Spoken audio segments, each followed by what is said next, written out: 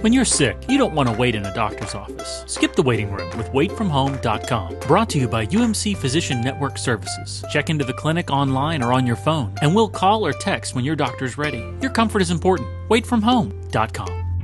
Welcome everybody to Jack Trice Stadium for the UMC Health System Avalanche-Journal Postgame show. We're outside, we're here in Ames, Iowa, where the Red Raiders have just defeated the Cyclones 24-13. Don, a couple of big fourth quarter plays turned the tide for the Red Raiders. What do you kind of take out of this game tonight? Well, you know, before we came to Jack Trice Stadium this evening, we watched this afternoon a Baylor, West Virginia game that was 70-63.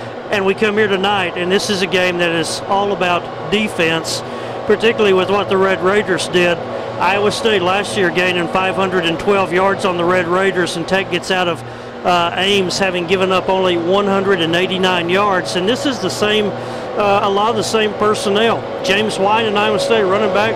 Chantrell Johnson, another Iowa State running back.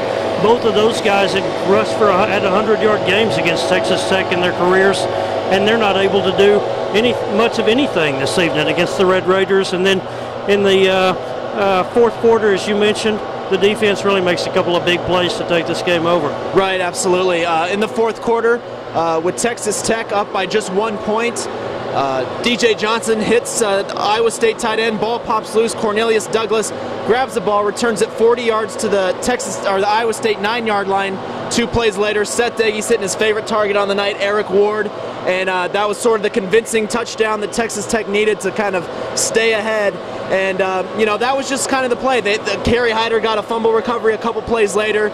Cody Davis, all of a sudden, this is a turnover machine. 4 turnovers tonight, a team that hadn't done that.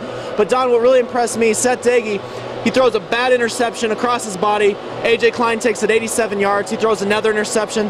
But, I mean, he came back tonight. He came back and did what he had to do. And he talked about how he needed to forget about bad plays a lot this offseason, and he did that tonight. Yeah, Neil Brown had told us back in the spring when we said, what is your #1 priority for Seth Daigie during his senior season? And he said, I believe in him. I like him as good as any quarterback in the Big 12. What he has to do, though, is get mentally tougher, put bad plays behind him. When he throws an interception, not let it turn into 2 interceptions. When he has a bad series, not let it turn into 3 bad series. Daigie really struggled tonight. I thought he looked tight and tense early. You know, this is this place for his not a whole lot of tradition that Iowa State, the tradition that Iowa State lacks.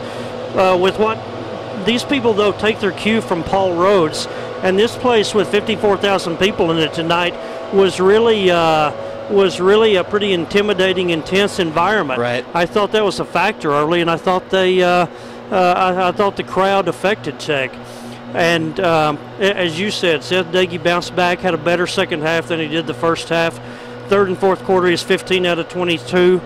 Had a couple of touchdown passes, but even with that, you only get 24 points from the offense, and I kept thinking, when is the defense going to break? When's the defense going to break? They can't keep sustaining this. Sure. Because you're putting a whole lot on them. Not because I didn't think they could do it. It's just they were being asked over and over and over and over to come up with plays to keep Tech in a tight game, and Right. they did it. Right. Yeah, like you said, every time that they needed to have an answer, they got one. And Don, now let's turn our focus. It only gets harder from here. The stretch of 5 weeks is just a gauntlet of Big 12 teams that Texas Tech has to face. But let's just look at Saturday. Oklahoma coming to town. Going to be a huge matchup. Tech's 4-0, maybe slips into the top 25, maybe not, but they're going to be close. National television. Just give me your first initial thoughts on this game.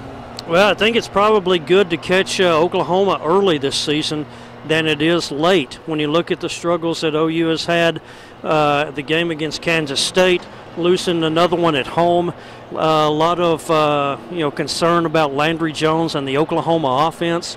You got to play him at some point this year, and again, I think it's probably a good time to catch him. You go in undefeated, so you should have a good crowd on Saturday afternoon at Jones Stadium.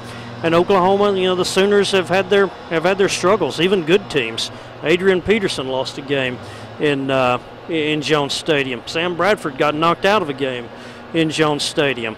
And Ryan Broyles had one of his worst career moments in Jones Stadium. So the Red Raiders will be trying to keep that up. But this was, I think, when you look at what's ahead of them, this was a must-win game tonight for Tech to get where it wants to be this season. We said it on earlier this week. Sure. You can't look down the schedule now and check off a gimme W really for the rest of the season, and certainly not anytime soon, because the next 5 teams you play are all ranked 16th or higher in the polls this week. Quick note, there are still 2,000 tickets left for the Oklahoma game we were told tonight by a Tech spokesman. Those can be bought at the Tech website, and the ticket office is open at 8:30 tomorrow, so there are still tickets available for that game. Until then, we're going to have all the coverage you need, both of the Iowa State game and leading up to next week, right here on RedRaiders.com and LubbockOnline.com. For Don Williams, I'm Nick Kosmider. Have a great day.